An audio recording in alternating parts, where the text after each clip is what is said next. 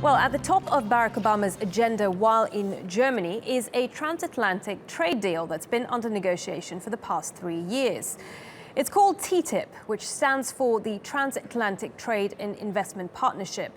It aims to promote free trade and economic growth between the US and the EU.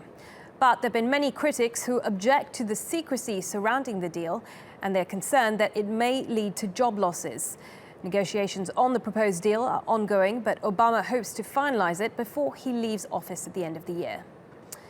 Well, the trade agreement is facing resistance in both the US and in Germany. On Sunday, hundreds of demonstrators marched through the city of Hanover against the deal, which they believe will weaken environmental protection as well as labor rights for European citizens. Let's get more on this and speak to TRT World's editor-at-large, Craig Copetas, who joins me to take a closer look at this deal.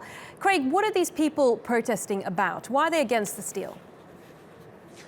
The feeling amongst many people in Europe is that this trade agreement is a Trojan horse that will allow the United States to further extend its extraterritorial enforcement and application of U.S. law abroad. Specifically, what's going on here is this deal, the experts say, is supposed to boost the EU economy by 120 billion euros and the US economy by 90 billion euros. But a lot of people aren't buying this because, as you correctly pointed out, these negotiations have been taking place in secret. The problem that President Obama has here goes beyond trying to sell this deal to the Europeans. Because even if the European Parliament passes the agreement, they have no enforcement mechanism.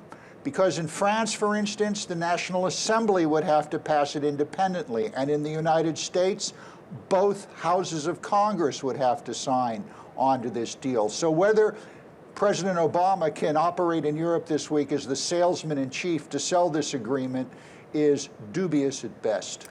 And negotiations have been going on some 3 years, I believe. You know, if it was going to happen, why hasn't it happened? Well, the negotiations are very complicated. By some estimates, the negotiations might not be complete until 2018. The big issue in the talks, I'm told, has to do with the unions. Now, workers' rights in the United States are not as, shall we say, liberal as they are here in the European Union.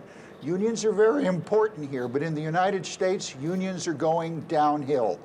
And that's a real issue because there'll be lower wages for workers, more control, and more application of U.S. law and policy outside of the United States. Okay, Craig, good to speak to you. Craig Copetas there, our editor-at-large there in Paris for us.